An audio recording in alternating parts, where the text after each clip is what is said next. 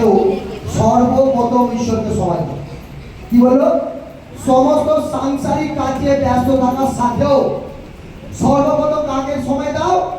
কাকে সময়? ঈশ্বরকে।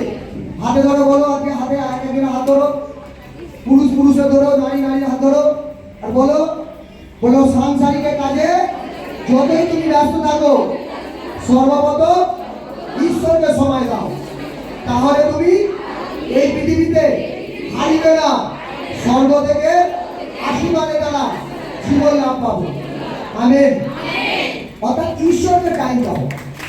আর এক মা, এক বাবা, এক সন্তান, তার পরিবার, তারা জাগতিক বিষয়ে টাইম দেয়। মন দিয়ে শুনো, জাগতিক বিষয়ে তারা টাইম দেয়। ঈশ্বর বলছে জাগতিক বিষয়কে তুমি ভাবিও না। জাগতিক মানে মানসিক, জাগতিক মানে দেহের মধ্যে অভিলাষা। তুমি যদি ভাবতে হয় ঈশ্বরের বাক্যের কথা ভাবো। তুমি যদি আজকে শ্রবণ করতে হয় ঈশ্বরের বাক্যের কথা শ্রবণ করো। কেন? জাগতিক বিষয়ে তুমি ভাবলে, জাগতিক বিষয়ে তুমি যদি চলতে থাকো, তোমার জীবনে নেগেটিভের পাহাড় আসবে। কিসের পাহাড়? নেগেটিভ।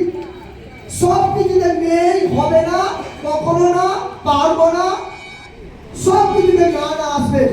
কিন্তু ঈশ্বর বলছে সাধু পৌলের দ্বারায় বলছে অলরেডি তোমাকে আমি আশীর্বাদ করেছি, স্বর্গের আশীর্বাদে আশীর্বাদ করেছি, পবিত্র কুশের রক্ত দিয়ে তোমাকে শুচি করেছি, তোমার জীবনকে উদ্ধার করে দেওয়ার জন্য আমার পুত্র যিশুকে কুশেতে দিয়েছি। বাট তুমি এখনো কেন জাগতিক বিষয় ভাবছো? তুমি এখনো কেন সাংসারিক লাইফকে আজকে চিন্তা করছো? তোমার হাতে এক বাইবেল আছে, পবিত্র শাস্ত্র, আর সেই পবিত্র শাস্ত্রের কথা কেন এখনো শুনছো না? জাগতিক মানে আজকে মৃত্যু, কিন্তু আত্মিক মানে নতুন জীবন। হালেলুয়া। আবার বলি জাগতিক মানে মৃত্যু, কিন্তু আত্মিক জীবন। অর্থাৎ যদি তুমি আত্মিকে বাঁচো সেটা হচ্ছে নতুন জীবন। ঈশ্বর আমাদেরকে মেসেজ দিচ্ছে। সেই জন্য আজকে প্রচারের টাইটেল যে সমস্ত সাংসারিক কাজে ব্যস্ত থাকার সাথেও সর্বপ্রথম ঈশ্বরকে সময় দাও। আমি এমন এক ব্যক্তির কথা বলবো, সেই ব্যক্তি অলরেডি ঈশ্বরকে 3 টাইম করে সময় দিল। আপনাদের কাছে কোশ্চেন করা যায় যে আপনি কত টাইম ঈশ্বরের কাছে মুখ দেখান? আপনি কতবার ঈশ্বরকে ডাকেন গুনগুন করতে করতে? আপনি কতবার ঈশ্বরের রাজ্যের জন্য হাত তুলে প্রার্থনা করেন? আজকে অনেক মায়েরা বলে আমার বাড়িতে পাহাড়, সাংসারিকের পাহাড় এত বড়, যন্ত্রণার পাহাড় আজকে পাঁচটার এত বড়। আমি সেই মায়েদেরকে, দুঃখী দিদিদেরকে, বোনেদেরকে, সমবয়সীদেরকে আমি বলবো, আজকে যে এক ব্যক্তির কথা, এক দাসের কথা আমি বলতে চলেছি, সেই ব্যক্তি এক দাস, তার নাম ছিলেন দানিয়েল। তার নাম ছিলেন দানিয়েল। আর দানিয়েল সুখ দুঃখী মানুষ ছিল। দানিয়েল আপনার মতনই আজকে মেহনত করতো, আপনার মতনই পৃথিবীতে চলতো, গমনাগমন করতো, আর্থিক দিকে উন্নত করার জন্য ফেলিওর হতো, কিন্তু আশীর্বাদ পেত না। কেননা দানিয়েল যখন ফেসলা করেছে যে আমার জীবনকে আশীর্বাদ পাওয়ার জন্য আমাকে এক রুটিন করতে হবে, বেস্ট তালিকা করতে হবে। আর অনেক মায়েরা কি করে সন্তানদেরকে ভালো ভালো ফাস্ট ফুড খাবার দেয় তার সন্তানের গ্রোথ হওয়ার জন্য। কোন কোন মায়েরা তারা সাংসারিকে চাট করে দেয় যে তার সন্তানরা সকালবেলা ঘুম থেকে উঠে সর্বপ্রথম হরলিক্স খাবে, তারপর হয়তো তাকে ডিমের আজকে কুসুম খাওয়াবে, হতে পারে তাকে ছোলা আজকে চানা খাওয়াবে, হতে পারে কাজু কিশমিশ খাওয়াবে। আমি বলবো বেস্ট, আপনি ভালো করছেন, কিন্তু তার চেয়েও ভালো যদি আপনি সকালে ঘুম থেকে উঠে ছোট্ট এক সন্তানকে সর্বপ্রথম বাইবেলকে জানিয়ে ঈশ্বরকে ধন্যবাদ দেওয়া শেখান। হালেলুয়া। আর যদি শুরু করে গেলে এই মেসেজ পেয়ে আজকে আমি বলবো ঈশ্বর বলছে আপনার লাইফে, আপনার বয়সে যত কষ্টের পাহাড় আপনি তুলেছেন, আমি আজকে ঘোষণা করে বলছি আপনার ছোট্ট ছোট্ট সন্তানের জীবনে ওই পাহাড় দেখবে না, বরং শান্তির আশীর্বাদ সর্বসময় লেগে থাকে। সর্বসময় ছেড়ে যাবে শিরাবে। কেন? আমরা জানতাম না জিজাসকে, যে জিজাস কি। আমরা জানতাম না পবিত্র আত্মাকে, যে পবিত্র আত্মা আমাদের কাছে আছে। কিন্তু রোমীয় 10-এর অঙ্গীকার করার পর যখন আমরা জিসাসকে হৃদয়ে গ্রহণ করলাম, আমরা যখন পরমেশ্বরকে গ্রহণ করলাম, 3 দিন 3 রাত্রিতে পরমেশ্বর যখন তার পুত্র সন্তান যিশুকে তিনি আবার জীবন থেকে ফিরিয়ে দিয়ে আমাদের জন্য উদ্ধার করে আবার আমাদের জন্য পৃথিবীতে দিলেন। আর সেই কথাতে যখন আমরা প্রকাশ করলাম মুখ থেকে, আমাদের জীবনে উজ্জ্বল হওয়া শুরু হলো। হালেলুয়া। এখানে দানিয়েল বেশ তালিকা ছিল। দানিয়েল সকালবেলা ঘুম থেকে উঠে কফি খেত, বাইবেল পড়তো না।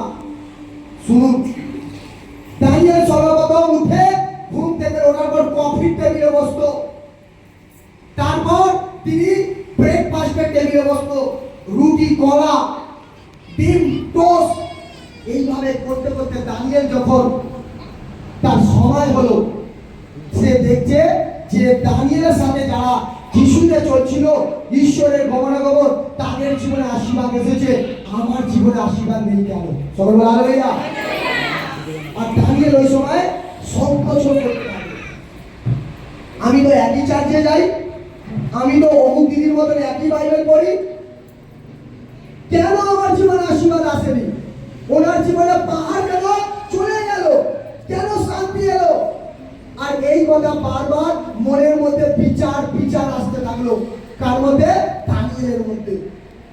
আর দানিয়েল ওই সময় প্রভুর কাছে প্রার্থনা করার জন্য মন তৈরি করলো, যে আমি জানি সবচেয়ে বিষয়ের তালিকা একজনই দিতে পারবে, সে হচ্ছে ঈশ্বর। মনুষ্য তালিকা ভুল হতে পারে, ঈশ্বরের তালিকা ভুল হবে না। মনুষ্য কথা ভুল হতে পারে, ঈশ্বরের কথা ভুল হবে না। আর ওই সময় দানিয়েল সর্বপ্রথম গিয়ে প্রভুর কাছে ক্ষমা প্রার্থীছে। দানিয়েল গিয়ে কি করলো? ঈশ্বরের কাছে অন্বেষণ করতে লাগলো। হালেলুয়া। আর ঈশ্বরের কাছে যখন চার্চে গিয়ে অন্বেষণ করলো, দানিয়েলের এক পাস্টার ছিল, এক যাজক ছিল, তাকে বেশ তালিকা দিল। আপনাদের সামনে কেউ না কেউ পাস্টার আছে, কেউ না কেউ যাজক আছে, আর আপনাকে সেই আগে বেস্ট তালিকা দিচ্ছে। আপনাকে খাবার রুটিন দিচ্ছে, সাংসারিক রুটিন নয়। সাংসারিকের রুটিন আপনার মা, আপনার বাবা দিয়েছে। সাংসারিকের রুটিন ডক্টর দিয়েছে, কিন্তু রাজা ডক্টরের ডক্টর আজকে ঈশ্বর দানিয়েলকে রুটিন দিচ্ছে যে তুমি সর্বপ্রথম তোমার জীবনকে যদি উদ্ধার পেতে যাও, 3 টাইম হাত তুলে প্রার্থনা করো। হালেলুয়া। কটাই প্রার্থনা করবো? কটাই? শুনতে পাচ্ছি না। চিন্তা করে দেখুন, এক টাইমে প্রার্থনা করাতে যদি ছোট্ট টিউমার যদি মিলে যেতে পারে, ভালো শুনুন, প্রার্থনার মধ্যে বহু কিছু অভিষেক আছে। এটা জাগতিক বিষয় জানে না, সাংসারিক লোক জানে না। যখন এক মা প্রার্থনা করতে যায়, দিদি প্রার্থনা করতে যায় দুঃখের সময়, বিরোধী লোক তাকে কি করে? তার প্রার্থনা দেখে তাকে হিংসা করে, তাই তো? মন্দ কথা বলে। কিন্তু আধুনিকের কাছে এক প্রার্থনা করা যে বড় শক্তিশালী পাওয়ার, আধুনিক ব্যক্তি অর্থাৎ মুসলিম ব্যক্তি আপনারাই জানেন। হালেলুয়া।